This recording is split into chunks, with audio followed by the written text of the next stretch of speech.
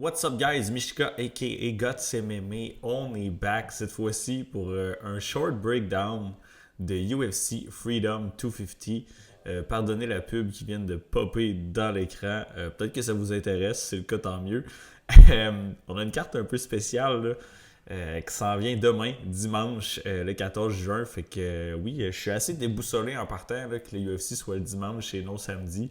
Ça a changé un petit peu là, ma routine, là, autant de recherche, de travail, etc. Mais bon, amenez-en du UFC dimanche, mardi, lundi, n'importe quand. J'accepte avec plaisir. Puis avant de se lancer là, dans le breakdown, comme à l'habitude, il y a les time frames qui vont être dans la description si vous voulez skipper à certains fights d'emblée. Si vous voulez supporter ce que je fais, vous aimez les breakdowns, etc., likez la vidéo, partagez, abonnez-vous à la chaîne. Ça fait toujours les petits gestes comme ça qui sont encourageants. Sur Instagram, un peu plus d'activité si vous voulez me suivre là, Guts MMA, évidemment. Et si vous voulez voir qu'est-ce qui se passe là, au niveau de mes paris spécifiquement, c'est sur Patreon que ça se passe. Si vous voulez voir qu'est-ce que je mise, le type de mise, pourquoi, le raisonnement derrière chaque bet, c'est là. Ou si c'est tout simplement pour encourager un autre niveau, là, c'est là que ça se passe également. Fait que voilà gang, on a une petite carte à breakdown aujourd'hui, mais une carte de qualité, on va se le dire. Puis on commence ça là, sans plus tarder avec le premier combat. On a Diego Lopez qui affronte Steve Garcia. Puis depuis des semaines, là, je le mentionne, là, c'est probablement le combat qui m'excite le plus de toute la carte.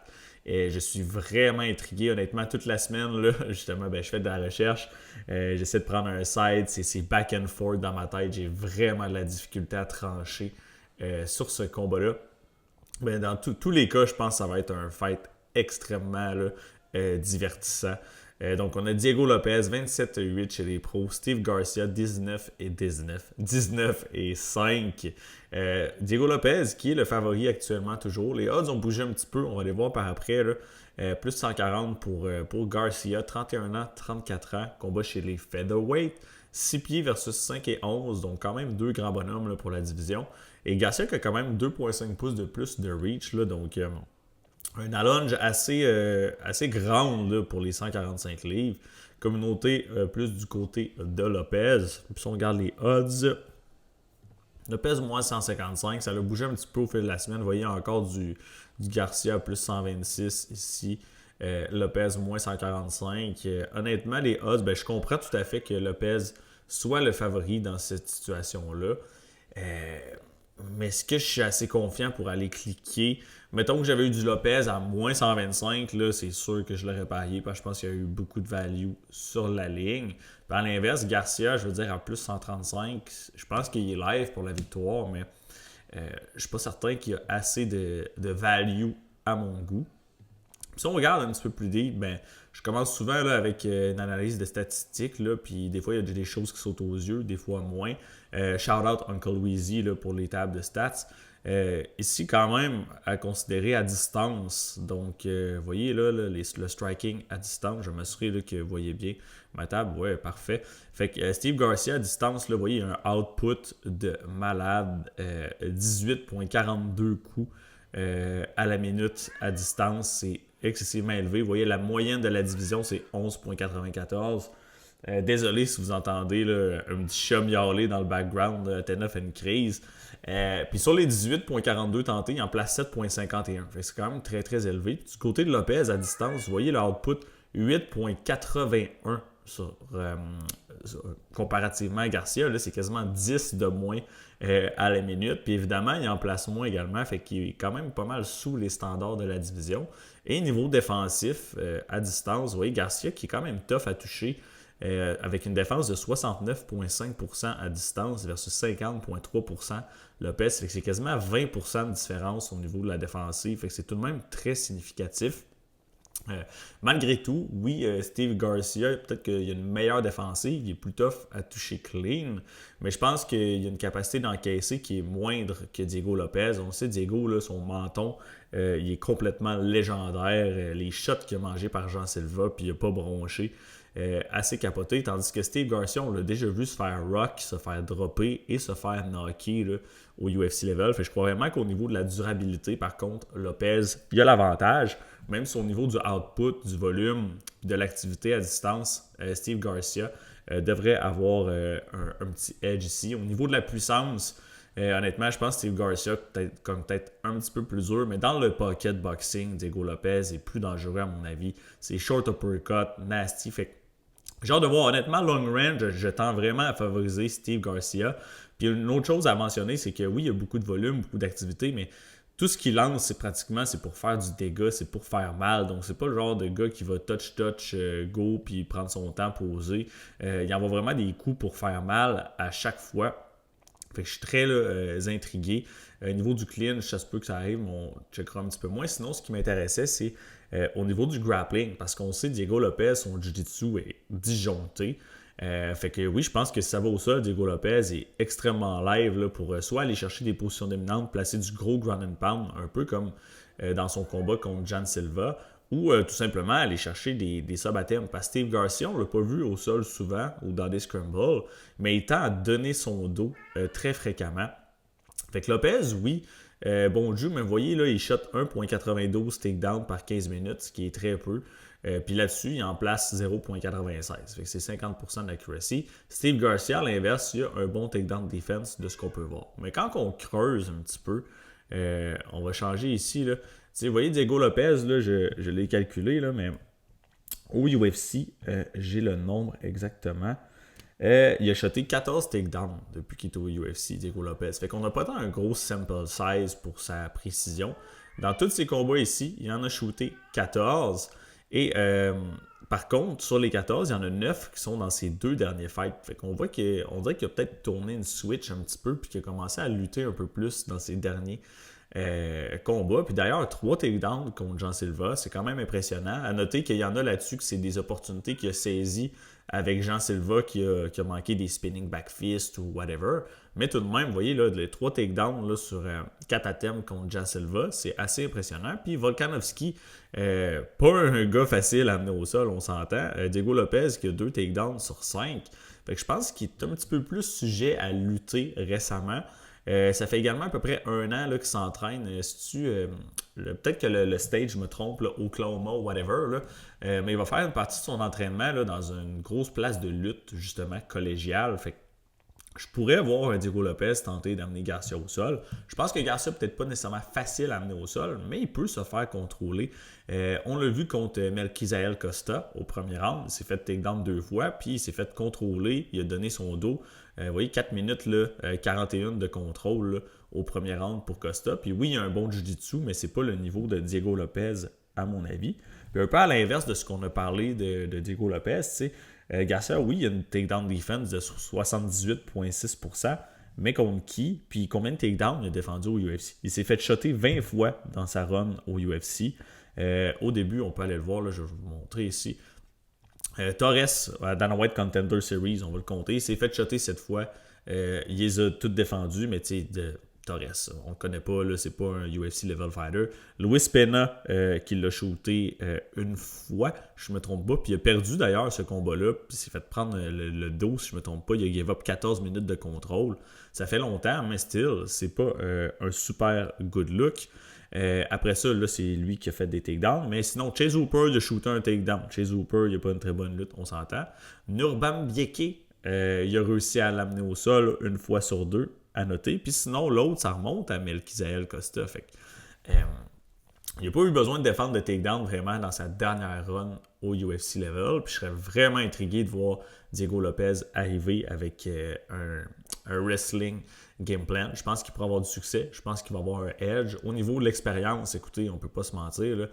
Oui, Garcia, il a affronté des combattants décents. Onama, un prospect qui l'a un peu checked, entre guillemets. Calvin 14, c'est son dernier fight. Il est washed, à mon avis, c'est plate. Kyle Nelson, je veux dire, Sung Woo Choi, Melquizael Costa, c'est probablement sa win de la plus grande qualité, on va dire. Et puis de l'autre côté, il y a Diego Lopez qui a affronté Volkanovski, Jan Silva, Volkanovski encore, Ortega, Danny G. Fait que je suis vraiment partagé. Je pense que debout, je tends à favoriser un petit peu Steve Garcia. En même temps, Lopez, meilleur chin, il peut crack également. L'expérience va lui donner un edge. Puis s'il décide de wrestler, d'utiliser le grappling, je pense que Diego Lopez pourrait paraître comme un plus gros favori que ça. Est-ce que Garcia peut finir Lopez? Je sais pas. Le dude, il a un chin de malade. Comme je vous dis, j'ai vraiment de la misère à trancher pour ce combat-là, mais je pense que je vais pick. En termes de pure pick, je pense que je vais prendre Diego Lopez. J'ai pas le choix de se donner un petit edge, justement. Mais à quel point je pense pas avoir aucun bet sur le fight. Honnêtement, je vais juste m'asseoir, watch, enjoy parce que j'ai vraiment de la misère à avoir un read clair. J'avais-tu d'autres points que je voulais souligner? Je pense pas. Écoutez, puis même, je veux dire, si Garcia, j'y donne l'avantage au niveau du striking à distance, je l'ai dit, je pense que son chin n'est pas impeccable. Fait que je serais même pas surpris même que Garcia ait beaucoup de succès puis qu'à un moment donné, il s'emballe, un peu comme à la Jan Silva dans son fight, là, qui est devenu un peu trop reckless. Diego Lopez le cop. Je pourrais voir une espèce de scénario semblable où Garcia, il a beaucoup de succès debout. Puis il touche avec plein de gros shots. Il s'emballe un peu, il est overzealous. Puis Diego Lopez, il capitalise sur une opportunité. C'est ça qu'on a vu parce que Lopez, au deuxième round contre Jan Silva, il se fait démonter debout. Les shots qu'il encaisse, c'est débile. Fait que c'est pas impossible que ça arrive comme scénario. Ultimement, assez discuté de ce combat-là. Je vais sider so slightly du côté de Diego Lopez, du moins pour le moment. Next, on a Bo Nickel versus Kyle Daukaus. Honnêtement, c'est le match-up de la carte que je suis comme un peu what the fuck. Tu sais, je sais que Bo Nickel, All-American Guy, mais on dirait que je suis pas convaincu que c'est peut-être le...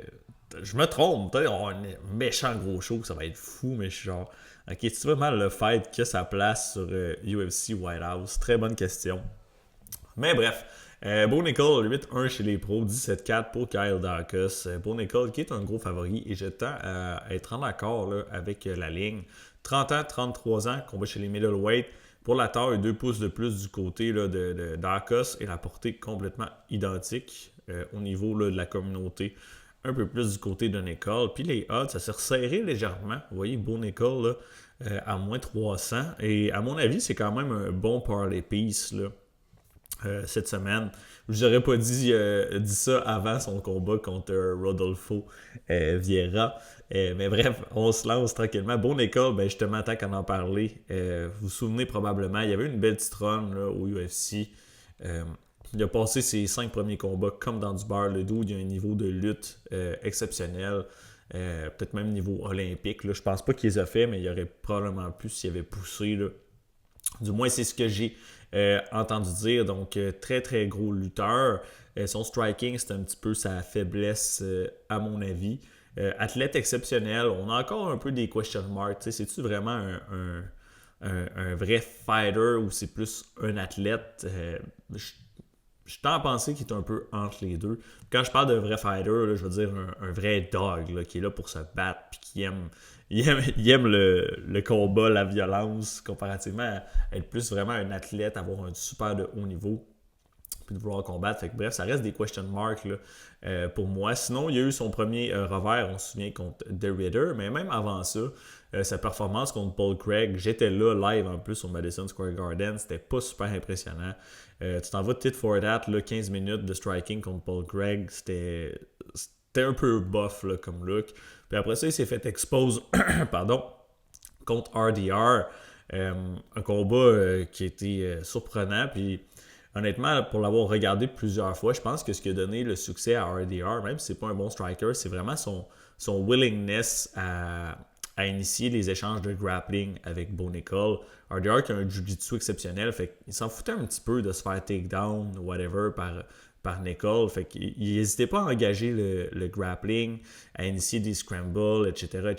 Puis, ultimement, je pense que ça l'a vraiment fatigué Bo Nickel, qui avait vraiment jamais vraiment vécu ce type de résistance-là sur le tatami. Au mat, il se ramasse en dessous à la fin du premier round, évidemment. Fait que tu sais, RDR qui respecte pas tant Bo Nickel, qui fait juste foncer dessus, il envoie des gros shots, il colle au besoin, puis il travaille bien le corps. Puis ultimement, a brisé Bo Nickel avec les body shots, surtout là, le gros genou là, qui close le show. Fait que Bo Nickel s'est fait exposer. J'étais pas certain quand il est revenu contre Vieira, c'était un gros favori. Puis j'avais actually un bet sur Rodolfo Vieira. Puis Bo Nickel m'a vraiment impressionné dans cette performance-là. Je veux dire, Vieira, oui, c'est un jiu-jitsu nerd, mais il a vraiment amélioré là, sa boxe au fil des années. Donc, striking qui n'est pas non plus, je veux dire, plus technique qu'un RDR à mon avis, mais peut-être moins létal. Puis Bo Nickal, il a fait ce qu'il voulait avec là, pour la durée du combat. Il a piece up, le jab était on point. Il n'y a peut-être pas un volume super élevé, mais sa sélection de coups était bonne. Bo Nickal, qui est du stance de gaucher, travaillait bien le corps, mix le level. Rodolfo Vieira, il est bloody up. Bo Nickal, s'il veut, il peut avoir des takedowns à souhait. Je veux dire que la façon qu'il soulève Rodolfo Vieira puis qu'il smash à terre, assez impressionnant. Puis je veux dire, c'est pas... il y a toujours la lutte dans son back pocket. Je pense qu'il commence à aimer à striker un petit peu plus. Il est plus à l'aise, mais justement, s'il est dans l'eau chaude ou quoi que ce soit, il sait qu'il peut rely sur sa lutte pour amener le combat au sol, puis dicter son tempo, son pace. Puis on l'a vu d'ailleurs contre Rodolfo Vieira. Puis ultimement, à la fin du combat, le head kick knockout qui stiff Rodolfo Vieira. Si vous ne l'avez pas vu, allez voir, là, c'est assez impressionnant là, comme finish.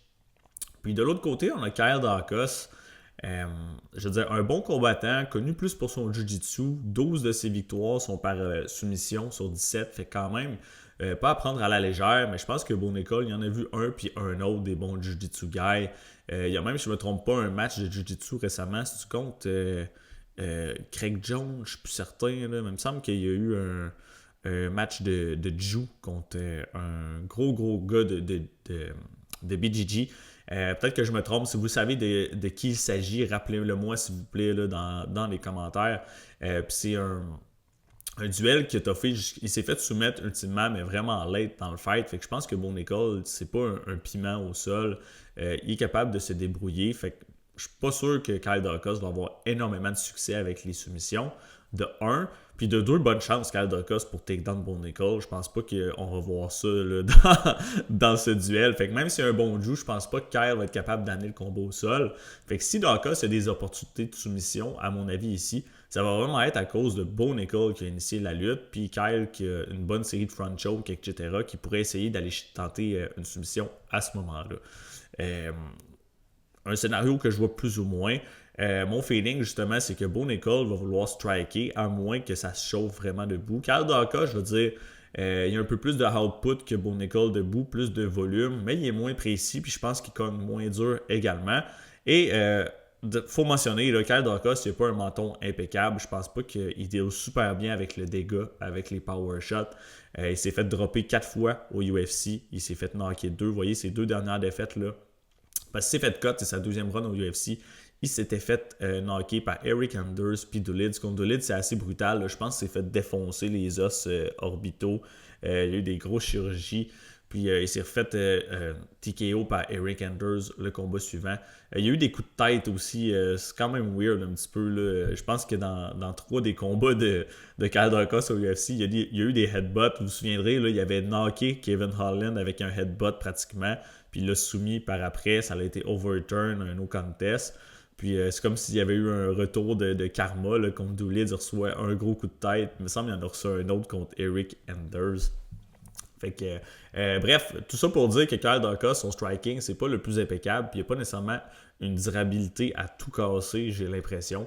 Je donne l'avantage là, debout là, à Bo Nickal avec ce que j'ai vu. Je pense qu'il bouge mieux, il choisit bien ses shots, il est plus responsable défensivement. Puis Kyle Daukaus qui est allé refaire ses preuves sur la scène régionale, il a cumulé 3-4 victoires. Il a été signé pour affronter Michel Pereira. Il me semble que c'était un peu un vrai short notice comme opportunité. C'est un gros underdog. Puis finalement, il réussit, je pense, un counter check hook qui knock down Pereira puis il termine avec du gros ground and pound. Fait que oui, c'est quand même impressionnant, mais je pense pas que Bo Nickal va donner ce type d'opportunité-là à Kyle Daukaus. Puis son combat suivant contre le shell de GM3, le fantôme de GM3, je veux dire, il a fait ce qu'il avait à faire. Là. Fait que depuis qu'il est revenu au UFC, il y a 1 minute 30, genre d'octagon time. Fait que qu'est-ce qu'on peut vraiment créditer à ça? C'est des beaux finishes, mais je veux dire, à quel point Kyle Daukaus il a fait énormément de progrès depuis sa première run. Difficile à dire. Fait que, bref, mon pick, ça va être Bo Nickal. J'ai l'impression qu'il va soit gagner une décision convaincante ou peut-être un KO TKO late. C'est comme ça que je vois ça. Donc, donnez-moi Bo Nickal là, pour la victoire. Next up, on a Mauricio Ruffi qui va affronter Michael Chandler. Drôle de match-up. Je sympathise pour Michael qui attendait son match-up contre Conor. Finalement, Conor est supposé revenir. Même pas contre lui. Rip, finalement, il donne à manger à Roofi, un solide prospect. Fait que pas la tournure idéale pour le chum Michael. Bref, 13-2 pour Roofi, 23-10 pour Chandler. Roofi qui est un gros favori, 29 ans à l'aube de ses 30 ans. Vous voyez là, versus Chandler à 40 ans. Combat chez les lightweights, 5-11 versus 5-8. Des 75 pouces de reach versus 71.5. Fait que quand même un avantage significatif de taille et de portée pour Roofi. Communauté de ce côté également. Et je tends à favoriser Roofi, c'est sûr et certain. Michael Chandler, je veux dire, je pense qu'il est wash. Ça fait quoi? Ça fait 14 mois qu'il ne s'est pas battu. Son dernier fight, il n'y a pas le good là, contre Paddy Pimblett, honnêtement. Oui, 3 rounds, 11 coups significatifs. Il s'est fait ragdoll. Il y a eu du succès un peu avec les takedowns là, early de mémoire. Je l'ai réécouté d'ailleurs, ce combat-là. Oh my god, qui s'est fait piece up. Fait que vous voyez, là, des takedowns. C'est quand même relativement bien dans un sens parce que Michael Chandler, même s'il a un gros background de lutte, c'était pas le type de gars qui shootait énormément de takedowns dans ses combats. Il était plus du genre à vouloir brawler. Est-ce qu'il va revenir à cette source-là pour UFC White House? S'il veut faire un show, il y a des gros bonus. Il va-tu vouloir essayer de striker avec Roofi? C'est ça, je pense qu'il va courir vers la mort lentement, mais sûrement. Mais bref, Paddy Pimblett, il le ragdoll, que ce soit là, au niveau du sol à partir du deuxième round, il contrôle, il smash avec le ground and pound et même debout, je veux dire, vraiment pas un good look pour Chandler. Puis sinon, ben, une autre chose, c'est sa durabilité. À 40 ans, ça va pas s'améliorer. Chandler qui a déjà 5 losses par knockout, puis même dans ses victoires, parfois, il s'est fait wobble, il s'est fait sonner. Il y a des losses par soumission où est-ce qu'il se fait drop également. Fait le dude, il a fait des guerres de malade, faut lui donner, mais il y a tellement d'humilage sur le body. Il doit être banged up de partout. Son chin, qui est pas. Je pense qu'il peut se faire crack, mais aussi ses jambes. Je veux dire, il s'est fait TKO par des calf kicks dans le passé. Il s'est fait blesser aux jambes back in the days à Bellator, à maintes reprises, dans sa run au UFC. Fait que je pense que Roofi pourrait, là, le piece-up, l'affecter ses jambes là, assez tôt dans le combat également. Du côté de Roofi, c'est pas le genre de dude, je pense, qui va sortir on fire puis qui va courir après Chandler pour le finish. Je pense qu'il va choisir son spot, il va chercher ses opportunités, son timing. Puis aussitôt qu'il va avoir l'ouverture, ben, il va la saisir. Chandler, je veux dire, il compte dur, il a du power, c'est tout qu'un athlète. Mais défensivement, il n'est pas super responsable. Quand il swing des bombes, mais il est tellement exposé là, quand il strike Michael Chandler. Je regardais des segments là, de ses combats au ralenti, puis je veux dire, quand il strike, là, il est là pour être counter.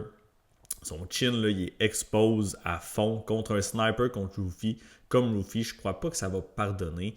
Puis du côté de Roofi, je veux dire, mettons que c'était post-BSD, j'aurais peut-être plus de questions. BSD qui a peut-être pas le niveau de lutte d'un Chandler, mais qui a une top pressure beaucoup plus suffocante et qui a un meilleur BJJ à mon avis là, que Michael. Je pourrais voir Chandler avoir du succès avec les takedowns early, mais je pense que Roofi va réussir à faire son way back up si ça arrive. Je crois pas que Chandler va le contrôler comme on l'a vu se faire contrôler par Saint-Denis. Puis son cardio aussi, c'est vrai à noter. Chandler là, qui semble avoir vraiment ralenti là, au niveau là, du cardio, surtout s'il lutte beaucoup. Je crois que ça va l'affecter prématurément. Puis Roofi, son dernier fight contre Fiziev, là, il n'a jamais looké aussi good à mon avis. Oui, il y a eu des gros knockouts par le passé, des performances impressionnantes. Mais pour finir Fiziev, comment il l'a fini, j'étais extrêmement impressionné.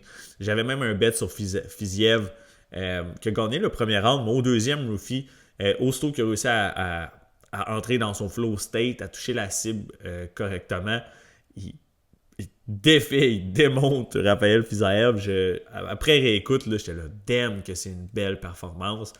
Pour faire ça, un striker aussi éduqué et technique, puis éduqué, je parle, oui, offensivement, mais défensivement que Raphaël Fiziev, je pense que debout, Michael Chandler, il n'y a pas vraiment de chance, à moins d'un meme knockout là, de sa part. Fait que je pense que Roofi, il va geler Michael Chandler, il va le stiff. Est-ce que ça va être au premier round? Je suis pas certain. Je pourrais voir Chandler un peu plus, peut-être pas posé, mais lutter un petit peu plus. Puis Roofi qui prend son temps, qui obtient ses reads. Fait que d'après moi, ça va se passer peut-être plus au deuxième. Puis d'après moi, là, ça sera pas beau pour Michael Chandler. Donc donnez-moi Mauricio Roofi by knockout. Next, on a Derek Lewis versus Josh O'Kitt. On va pas trop s'éterniser là-dessus, honnêtement. On va faire quand même le tail of the tape comme d'hab, mais Derrick Lewis, 29-13 chez les professionnels, 9-0 pour Hawkett. Lewis qui a le record du plus de KO au UFC. Hawkett, un gros favori, 28 ans, 41 ans. On parlait de Chandler là, qui se faisait âger. Lewis, c'est la même chose. 233 livres, 263 livres. Quand même une bonne différence de weight.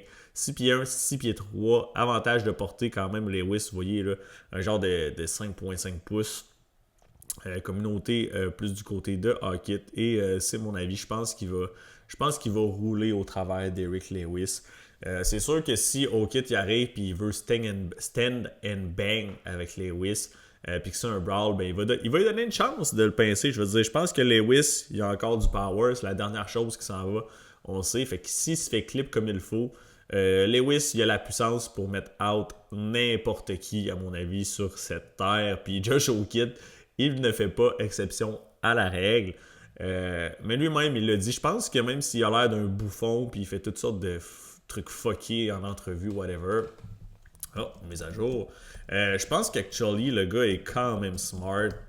Puis on sait, là, il y a un très... Voyons donc, c'est quoi ça? Pardonnez-moi, on va régler cette affaire-là. Bon, merci.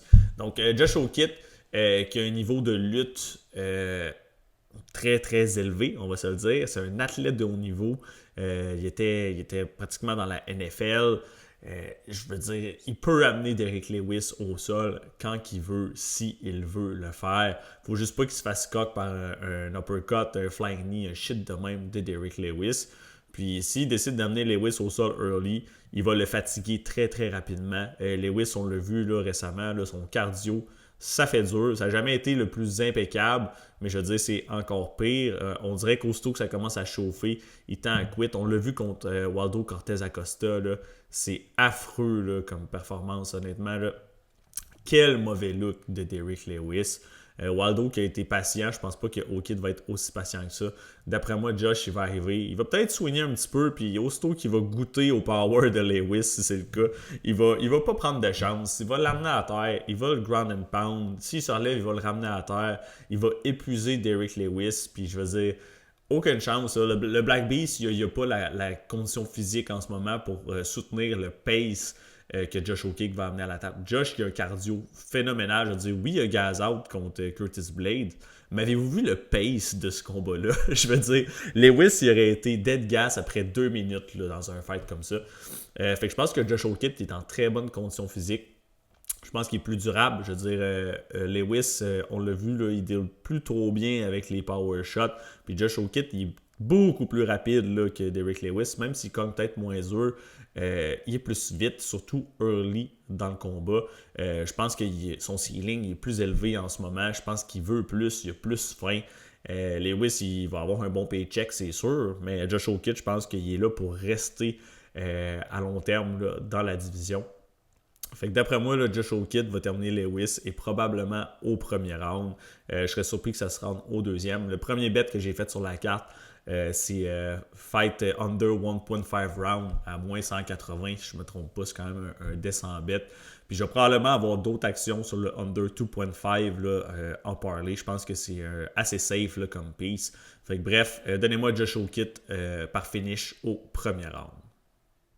Next up, on a Sean O'Malley qui affronte notre chum, notre dude, le gars pour lequel on va cheerer, Aiemann Zahabi.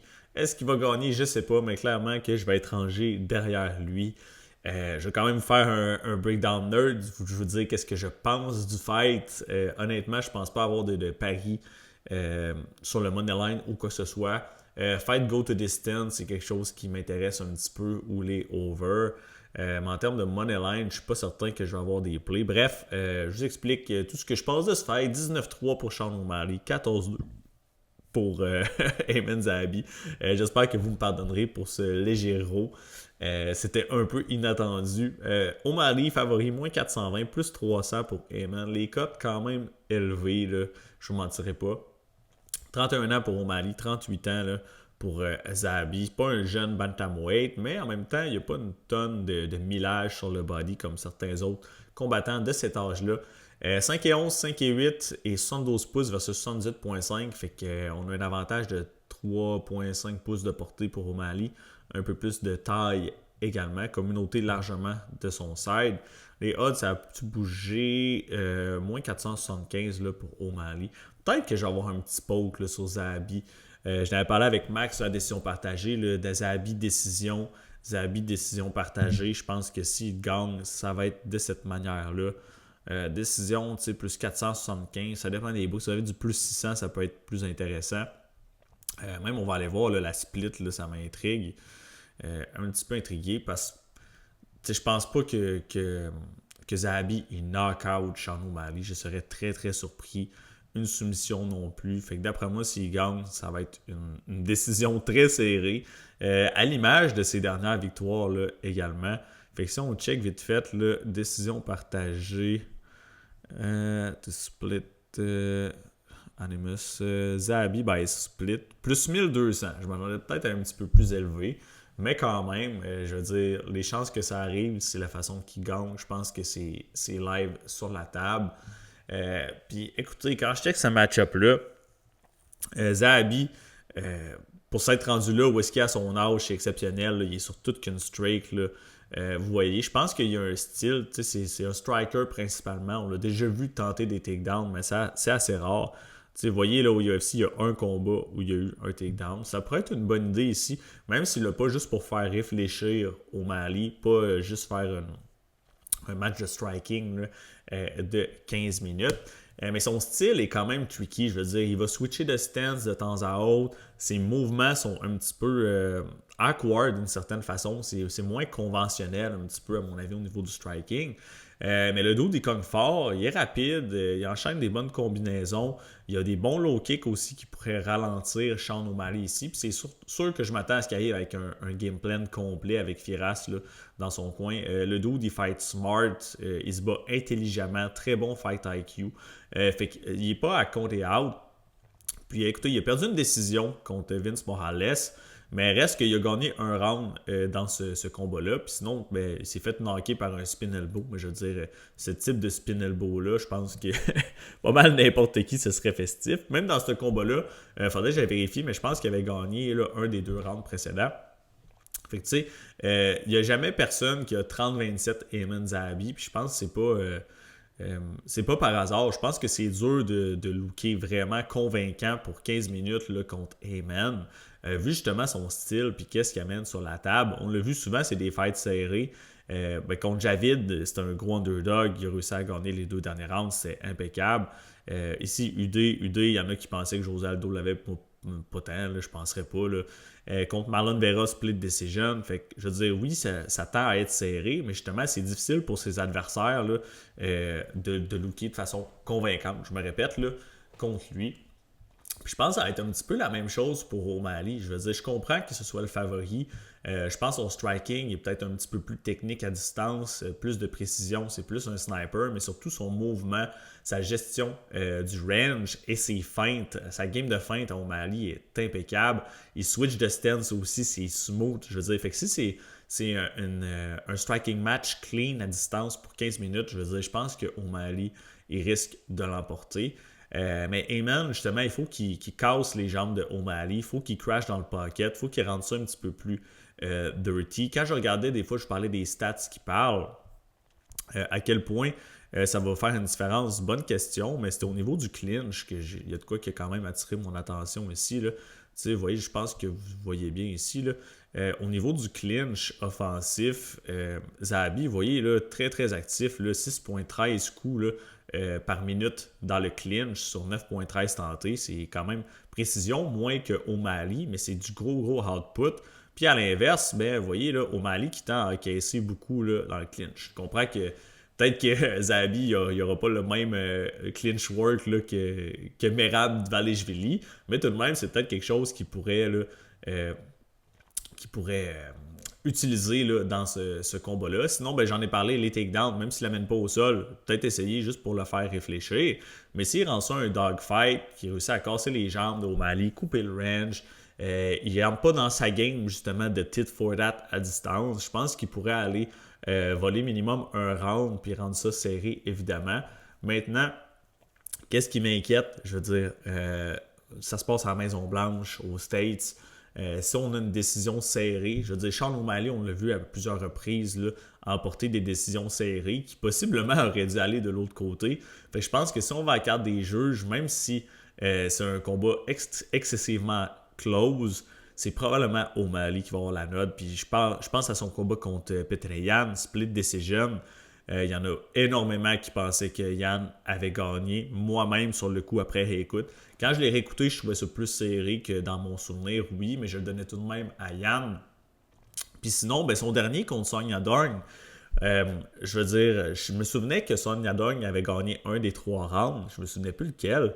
Fait que j'ai écouté le fight au début de la semaine. Puis là, après le premier round, je suis là, OK. Fait que Yadong a gagné le premier round. Fait qu'O'Malley est revenu pour les 2 autres. Finalement, j'écoute le deuxième, puis je fais crime. Song Yadong a gagné le deuxième encore plus de façon plus convaincante que le premier. Puis O'Malley, ben, son troisième round, insane, là, quand il entre dans son flow state, c'est impeccable, là, puis il domine le troisième. Mais le premier round, c'était vraiment serré, puis peut-être qu'il faudrait que je le réécoute à nouveau, mais je penchais du côté de Song. Fait que c'est un fight qui a play out vraiment close, encore une fois.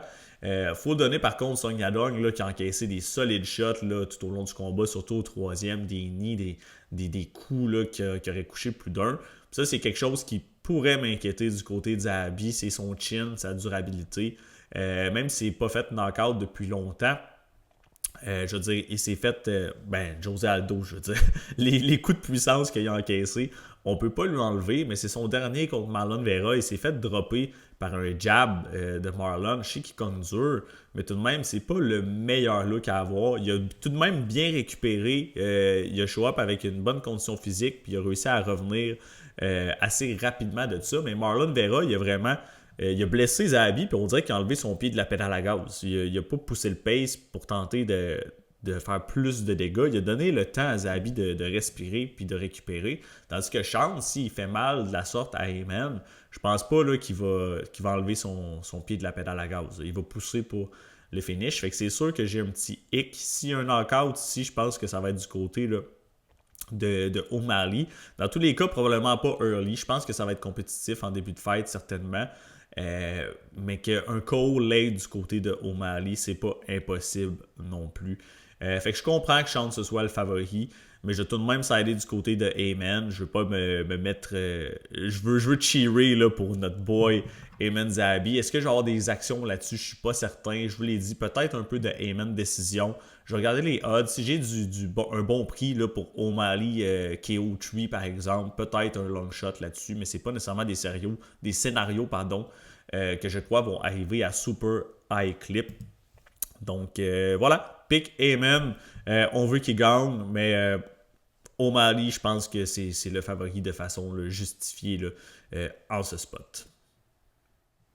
Co-main event, Alex Pereira qui monte chez les heavyweight versus Cyril Gane. 13-3 pour Pereira, 13-2 et un au contest là, pour Gane. Les odds très serrés ici. 38 ans, à l'aube de ses 39 ans, là, Pereira pas tout jeune versus 36 ans.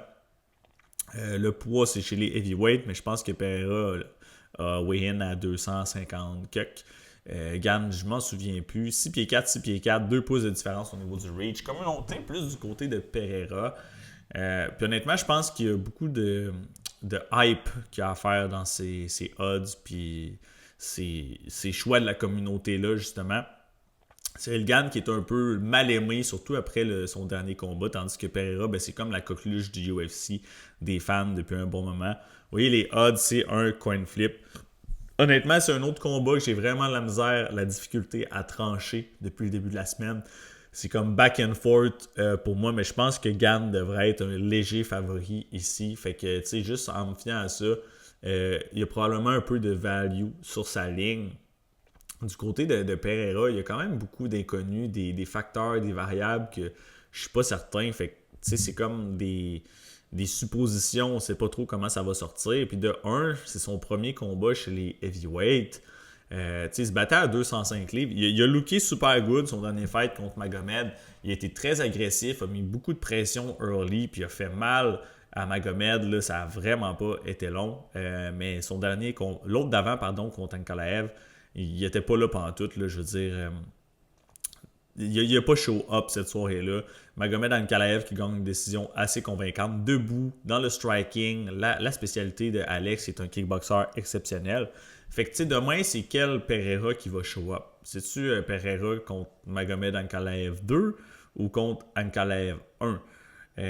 Ensuite, si on check, je veux dire, il a battu Khalil Rountree Jr., mais je veux dire, en début de combat, Khalil, il lookait good, là. On va pas se mentir, là. Il y a eu des bons moments avant que Pereira l'explose complètement.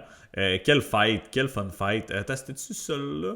Ouais, il me semble que oui. Tu sais, Khalil qui a eu certains moments en début de combat, mais bref, Jiri Prochazka, il les a passés. Mais si on monte way back, je veux dire, oui, c'était plus léger puis tout, mais il s'est fait knocker par Israël Adesanya. Je veux dire, c'était pas un super bon look, on s'entend. Oui, il coupait, ça l'affecte la durabilité. Mais même dans son premier combat contre Israël, il y a eu des moments un petit peu plus chauds. Fait que, tu sais, Pereira, oui, il y a une espèce d'aura, d'invincibilité et tout, mais je pense qu'il peut se faire knocker. Je pense pas qu'il est invincible. Puis ça pourrait arriver là, dans ce scénario-là. Puis ben, l'autre chose, je l'ai dit, il monte à heavyweight. Tu sais, je comprends qu'il walkait déjà around à l'extérieur de la cage à quoi 230 livres, peut-être 235. Je pourrais pas dire combien exactement, mais le dude, c'est un colosse au day-to-day. Mais là, se battre à 235 livres, marcher à 235 livres, puis se battre à 235 livres, c'est différent. Parce que, tu sais, oui, il coupait tout ce poids-là, mais il descendait à 205. C'est pas pareil que là, il walk around à 250-ish, puis il se bat à 250 livres. C'est comme aller faire un jogging ou un shadowboxing ou un round de Thai pad avec une veste de 30 livres de plus sur le dos. Vous allez voir que ça fait une différence. Je comprends qu'il y a une espèce d'acclimatation et il s'est entraîné comme ça. Oui, mais quand vient le moment de faire le vrai combat, comment que ça va sortir? On ne sait pas trop. Puis, vous avez vu les photos comme je l'ai vu. Je veux dire, c'est pas nécessairement un 250 quelques livres, là, super cut puis musculaire. Là. On se demande s'il n'a pas mangé un peu trop de Big Mac puis de tacos là, pour sa prise de masse. Fait que comment ça va affecter son conditionnement physique, son cardio, son explosivité à long terme? Je veux dire, je pense que early, Alex Pereira, il va être très explosif, très sharp, très rapide. Mais 2, 3e round, comment que ça va sortir? 4, 5, c'est là que je me pose un petit peu plus là, de questions. C'est pas comme, mettons, vous allez voir, quelqu'un qui faisait cette comparaison-là, puis je trouvais ça excellent. Vitor Petrino, que vous connaissez, c'est pas le même niveau, là, mais Petrino qui se battait à 205 livres, il était en shape en sacrament. Puis là, il est arrivé à prochaine pesée à 255 livres. Puis il était autant cut, puis découpé, puis on a vu qu'il a fait une bonne prise de poids. Là. Tandis que là, Alex Pereira, ça m'inquiète un petit peu à ce niveau aussi. Sinon, au niveau du striking technique, je veux dire, je pense qu'il peut rivaliser avec Gane, c'est sûr et certain. Ses calf kicks, c'est money in the bank. Son check hook, sa puissance, elle va se transférer, je suis certain, chez les heavyweights. Mais Cyril Gane n'est pas nécessairement facile à toucher. Un style de striker différent, quasiment karaté-ish, dans le sens où il est très bouncy, il est très light-footed. Cyril Gane, pour un heavyweight, là, il est extrêmement mobile et il a un superbe footwork. Alex Pereira qui est un peu plus ploddy, on va dire, sur ses appuis, tandis que Cyril Gane est beaucoup plus in-out, un style un peu plus volatile, gauche à droite, un bon footwork. Il est capable d'envoyer des bons calf kicks également qui pourraient affecter Alex. Puis il se bat principalement, là, je pense qu'il était listé droitier, Cyril, mais il se bat gaucher pas mal la très grande majorité là, du temps. Fait que je sais que Alex peut envoyer des calf kicks des deux côtés, mais ça va peut-être limiter un petit peu plus cette offensive-là. Sinon, je pense que Gane, son offensive, justement, au niveau du striking, est peut-être un petit peu plus varié, dans le sens où Pereira, il va plus stick à ses basics, ses money shots, un peu moins de volume, tandis que Gane, il va envoyer des body kicks, des high kicks, des espèces de d'oblique kicks à la cuisse. Il va rentrer avec ses punches. Je pense qu'il va jouer un petit peu plus large dans son éventail de strike. Maintenant, ce qui m'inquiète du côté de Cyril Gane, c'est plutôt sa défensive quand il est dans le pocket. Il y a un bon footwork, il est tough à trapper, mais quand il y a des échanges vraiment close range, Il a souvent le menton haut dans les airs, puis il n'y a pas une défensive super responsable à ces moments-là. À distance, il rely plus justement sur sa gestion de la distance, son footwork pour éviter les shots, pour éviter de se faire taper. Mais dans le pocket, là, je pourrais très très bien voir Alex Pereira clipper Gane avec un gros check hook. Sans compter que Cyril Gane, je veux dire, après le high poke history de Tom Aspinall, il y a probablement une dette de karma point. Fait que je pourrais le voir se faire ice ou un retour du balancier contre Alex Pereira. Who knows? Mais sinon, Gane, je veux dire, c'est le heavyweight naturel dans ce match-up-là. Il a affronté d'autres hard hitters. Je veux dire, Tom Aspinall, on n'a pas vu longtemps, mais il cogne excessivement dur. Puis je pense même qu'il est plus explosif et rapide que Alex Pereira, du moins early. John Jones, je veux dire, c'est pas une très bonne comparaison. Taito Iwasa, il cogne très très dur. Francis Ngannou, probablement le dude qui cogne le plus dur de l'histoire du UFC.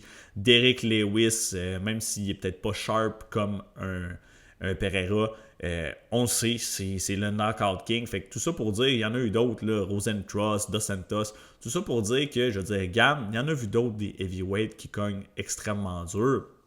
Tandis que Pereira, j'ai l'impression que c'est souvent la première fois qu'il va faire face à un défi de la sorte. Fait que je suis vraiment tranché, je veux dire. Je pense que je vais s'aider du côté de Gane pour le fight. D'après moi, il va être capable d'extendre le combat. Probablement jouer un peu plus safe en début de fight. Mais son conditionnement physique est impeccable. Alex Pereira, lui, je ne sais pas de quoi ça va avoir l'air un petit peu plus tard dans le combat. Si sa prise de masse commence à jouer justement sur son endurance, sa vitesse, etc., je pense que Gane, lui, va pas vraiment ralentir puis qu'il va garder le même output, qu'il va outwork Pereira. Puis on va pas se mentir, Gane il lookait good là, contre Tom Aspinall. Oui, il y a les petites phases dans le clinch que je disais que défensivement, c'est pas impec, mais je veux dire, le jab était on point, sa vitesse, ses straight punch linéaires comme des flèches, son footwork, c'était de toute beauté. Fait que je pense que Gane, il va être dans la zone, puis c'est probablement sa dernière opportunité. Là. Vous voyez, là, il y avait eu le titre intérimaire contre Lewis, il l'a perdu contre Ngannou.